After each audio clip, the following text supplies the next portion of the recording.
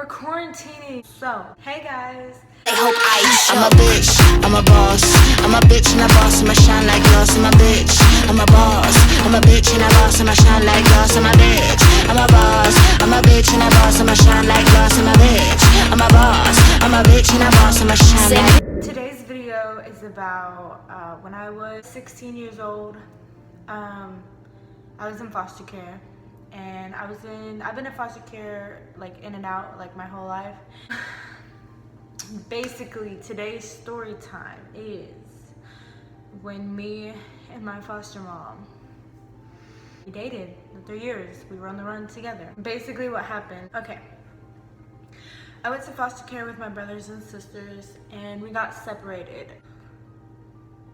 I went to this place called Sinners. I'm gonna find a picture and put a picture of it in there. This is Sinners.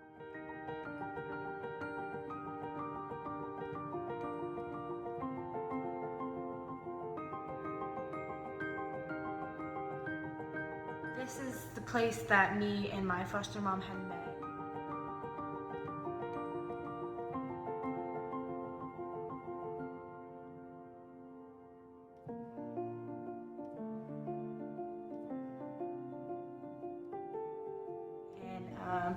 During that time, she was my caretaker. She was like, it was a group home, and if you're familiar with group homes and foster care, then you know, like, she wasn't like a foster mom that like I lived with, but it was a group home.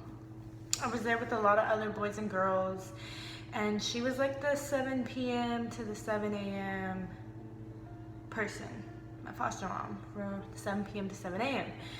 And so, like, it's really weird, like, now that I think about it. About a month and a half after I moved to the Sinners, I don't know if I'm allowed to use their name, AL, I'll just say AL, Al. I was like, wow, she's grown, like, that'd be really cool, you know, like, she seems like she likes me, like, yeah. So, I don't really remember how we just started talking, but one night, it was a weekend, and one night she gave me her phone, and it was right around the time that everybody was going to sleep, and she dead ass handed me her phone. There's cameras and stuff, so like she came to like where my door was, and like she acted like she was like fixing the TV and stuff. And she was like, you know, come here. And I'm like that was right where my bed is, like my bed, the door. And so I went over there, and she handed me her phone, and she was like, you know, read it. And she said, log on to your Instagram. And I did. I logged onto my Instagram, and there was a message from a random account that, you know, I didn't know anything about. I was like, is this you? She said, yeah. And that night she sat at the chair that was right outside my door. So she could easily reach down, slide her phone, and I could slide it back, no problem. So we kind of communicated on the phone that night. Even though we were right next to each other, we communicated on the phone that night through Instagram. And so when I went to school the next day, I got back on it, we talked a little more. She came in my room one day and had started kissing me. So when she kissed me, that's when I guess another worker had saw her. Like they had came down there and saw that she was in my room for a minute. So like my room doesn't have a camera in it, but the hallway has a camera in it. And so the guy was like, he came down there, he didn't say anything, but she saw him and he saw her. And there was like a little mirror, like where I could see him through, but I don't think he could see me. My friend B, I don't think I can say anybody's names, I'm not sure. I told him about it, and I think he told on us, like, I can't be mad. I was mad back then, I was so mad, but like, I can't be mad, you know, I'm young as fuck, and like, just no. And so he told on us, and we went under investigation and all that stuff. Like, I had deleted our messages on Instagram. So after about 3 months of us just talking nonstop, we got in trouble, and there was an investigation that was going on, and I had to go to a different foster home. Went to a different foster home about 35 minutes away, maybe 40 minutes away. It was really weird when it happened. Like, we went under investigation as soon as I went to a new foster home. So I went to a new foster home and she started coming to see me. I went to a foster home that was like completely like homophobic. So I acted like I would call my sister every night, and every night I would call her.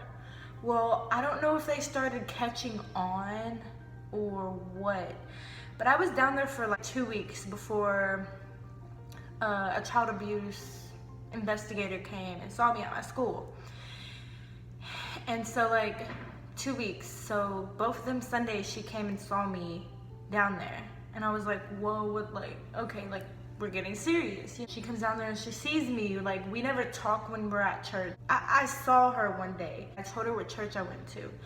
One Sunday, I saw her at my church. Like, the way the church was set up is like, they got like chairs right here, chairs right here, chairs right here. So like, I was all the way over here, she was all the way over here. She sat to where I could see her through the people. And when that happened, like, I got scared for a little minute, but then I was like, okay, like, she must really like me. She came to see me, you know. Never had nobody do that before. Time goes on, and an investigator comes to my school, and we start talking. The investigator's like, you know, are you and Al talking? And I was like, and you know, that was the first place I ever came out. So I was like, girls, like, ew, like, I don't like girls. Like, why would I do that? You know, nah. So time goes on and we're still talking, and my foster people, they stopped letting me talk on the phone. They wanted to type in the number for me, and they know in my file what my sister's phone number is. So they were like, is that your sister's number? And I was like, yeah. So they would monitor my calls. I would have to speak in code and all that. So again, time goes on. This was like 6 months in foster care. 6 months in foster care already. So at a new school, all this stuff, she comes and sees me and we talk. She lost her job, all this stuff. She got another job, and the other job paid better, and she wanted me to come stay with her. Well, I'm 16, so I was like, okay, are they not gonna come look for me? I was scared for a minute. I was like, are they gonna come look for me? Like, what am I supposed to do? Are they gonna come look for me? So, like, one day after school, it was like the very end, like, you know, like semester testing, you know how like you go half a day and then full day and all that stuff. Well, she was like, I can come pick you up after school. And I was like, okay, you know, okay. And I went with a friend, actually. I don't think she ever came. So I went with a friend after school, and I ended up staying with that friend for a whole month. F. That's F. I stayed with F for a whole month. June to July, I stayed with F. She was a really great friend. Her family was really good to me. They knew about my situation. They knew I couldn't go anywhere. You know, I was on the run, basically. When I left foster care, I went on the run. And when that happened, my life really changed. Like, I couldn't go outside as much anymore, especially the area I was at, because if they saw me, they're gonna take me back. And probably not to the same foster home because I ran away.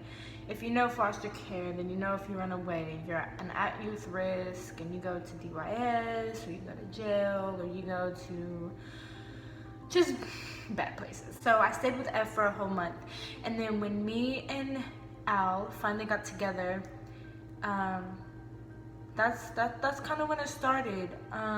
We lived in Little Rock for a little bit, Little Rock, Arkansas. That's where I met her at. And we moved from apartment to apartment within like the first 2 years.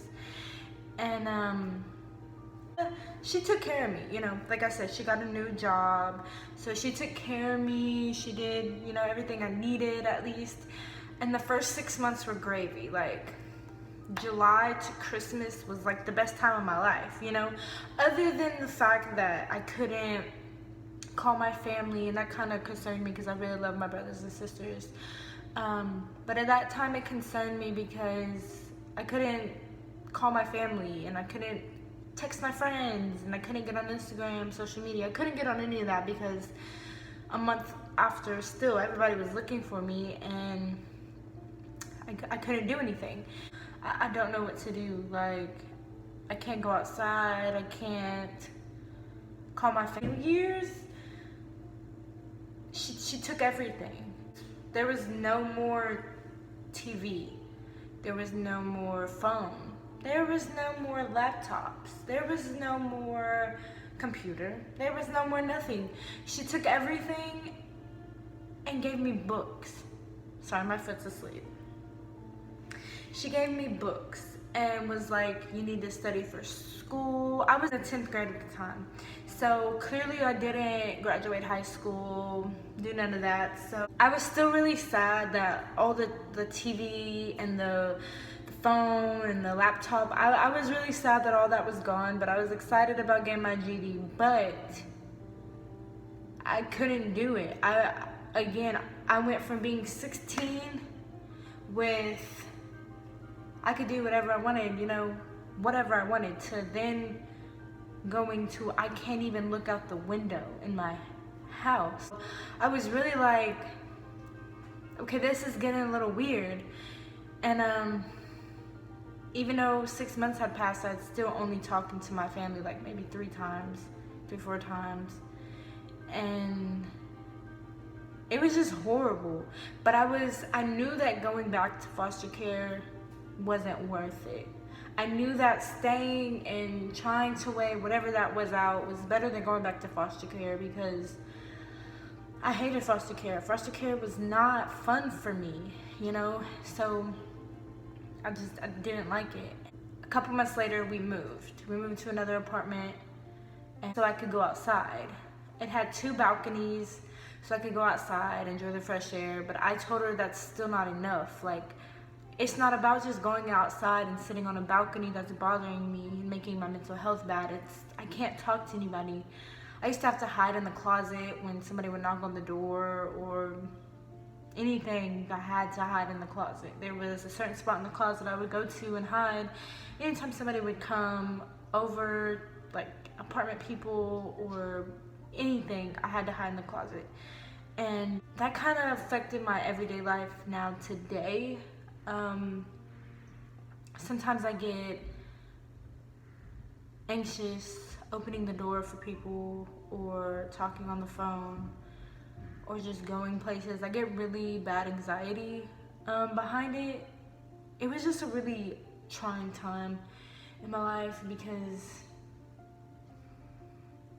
I don't know if anybody else has ever dealt with something like that, but it brings a lot of emotion and a lot of anxiety because you're not normal. I'm hiding in a closet, so a year and a half goes by and we moved to Minnesota. Worst mistake of my life also.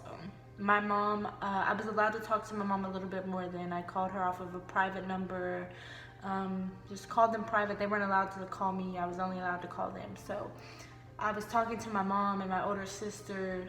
I both called them and I'm like, I don't want to move to Minnesota. I'm already an hour away from you guys. I don't want to move further and definitely not ever have a chance to see you again. So moved to Minnesota, and I feel like that's where it all began. The really craziness began.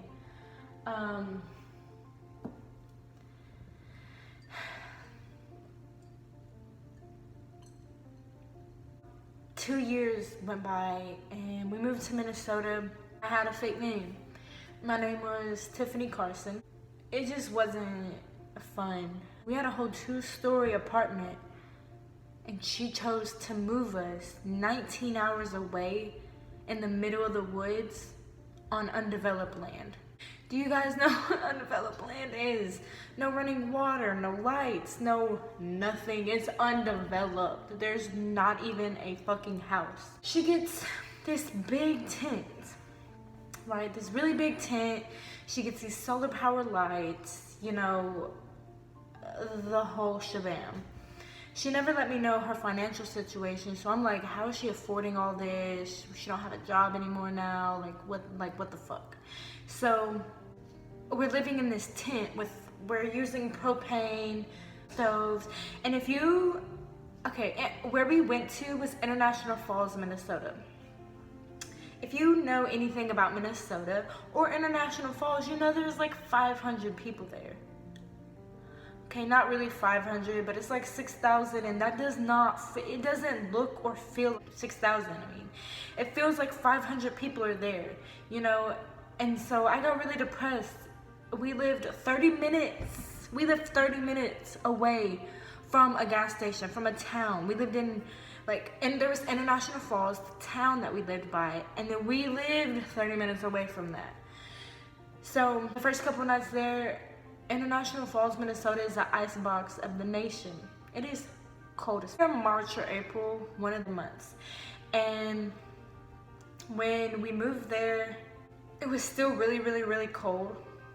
So I had to get a snowsuit and a whole bunch of gloves and all that stuff. Now, I like being cold when I sleep, but I was freezing. I had 3 socks, 2 pair of leggings, a pair of pants, like 3 long sleeve shirts, and a snowsuit on, and I was still cold. We were sleeping outside, and it was really, really, really cold. It was so cold. We did that for about 2 weeks, and then she signed up at this place that said that she was homeless. So we went to go stay at like this little place for a minute. Randomly, she was the moneymaker, so whatever she wanted goes. There's no ifs, ands, buts about that because she's the one who makes the money. Randomly, she decided that we are going vegan. Now, while I promote that lifestyle now, I don't live it currently. When you're forced to go vegan, it's kind of like abuse. It is, because I didn't want to go vegan. I wanted to drink milk. I wanted to eat steak. Vegan lasted for like a month, and then vegetarian lasted a long time. We went vegetarian for probably the last year I was there with her, year and a half. I hated it so much because I wasn't allowed to eat certain things, cook certain things, go certain places to eat because they're not vegan. Or if we do go out and eat, we're eating weird shit, you know, like you can't go out to eat in a Mexican restaurant and just eat the fucking chips and salsa. You gotta have the whole bean burrito. Okay. We went vegan and I hated it, but what really caught me off guard was we went through the whole process to adopt kids. And when that happened, I wanted a baby. I think I was just about to turn 18, or maybe I had just turned 18. I wanted a baby. I didn't want, I wanted like maybe a 5-year-old, but like, if you're starting out a family, I wanted a baby. At the end of the day, I wanted a baby. So we go into this adoption thing, and she's making me think that we're about to get a baby. So we go through the whole adoption thing. Next thing you know, she's trying to adopt. I just turned, like I said, I'm either about to be 18 or I just turned 18. She wanted to adopt a 17-year-old. Bitch, what the fuck? How is that a family? To me, that's like a kid to you, because you're grown as fuck. To me, that's like a brother or sister. Why would I want to adopt a brother or sister? I want a kid. I want a family. We go back and forth. She wants to adopt a kid, a 17-year-old. So we end up breaking up, and I still lived in Minnesota. I broke up with her, and I had moved to St. Cloud. That's another city in Minnesota. I moved to St. Cloud. She lost her current job in Minnesota, and she came to stay with me. Well, when she came to stay with me, she didn't like that I was seeing somebody new. Well, I just spent 3 years locked up. I'm gonna, see what's out there. At that time, I was working at McDonald's in Minnesota, and she came to stay with me, and she didn't like that I was seeing somebody new. She dead ass. One day, she came back from Chicago, where she's from and where she lives right now. She came back. I gave her the keys. She went in my house, destroyed everything. She said she was gonna come clean it up about 3 days later because I couldn't get in my house. She had the keys and everything, and she was gonna come over and pay me back for all the stuff that she had broke. Like, she took all my food, she took my clothes. So I was like, okay, she's gonna come and pay me back. She's smart. She came back on the day I got paid, took all my money, and left to Chicago. The only reason I'm here today is because I had a really good friend in Arkansas that bought me the ticket to get back home. I repaid her when I got back, but she paid for a ticket for me to get from Minnesota to Arkansas because I was 19 hours away from my family. I didn't know anybody, don't know anybody, and she left. All my money, everything. So, and I just signed a lease to an apartment, all that stuff, so my credit is bad now and everything. But anyways, I just wanted to make this video to basically get the word out about her. She wanted to adopt a kid that was my age for us to have a family. I feel like something's mentally wrong with her. I'm gonna put her picture in here and show y'all. So if you could just share the picture, share the video so the word gets out. I just don't want her to have any more kids in an apartment for 3 years, not being able to do anything. Not a laptop, nothing, a book. No, okay, no. I can't even answer the fucking door without shaking like something's about to happen, like no, that's not okay. Like, my mental health, I'm having to fix my own mental health because of stuff that she did to me, and I don't appreciate it, and I've contacted centers in the place that we had met at, and they said they can't do anything about it. I don't want her to hurt another kid, have another kid go through what I went through, You can whisper sweet nothings to every 16-year-old in the world, and I promise you, they're so naive. They're gonna be with you. At the end of the day, there was almost a 14-year age difference. No. Like, that's crazy. That's crazy and disgusting. I couldn't see it when I was younger, but I'm glad I see it now, and if you guys could just help me get the word out there so she doesn't hurt any other kid or anything like that.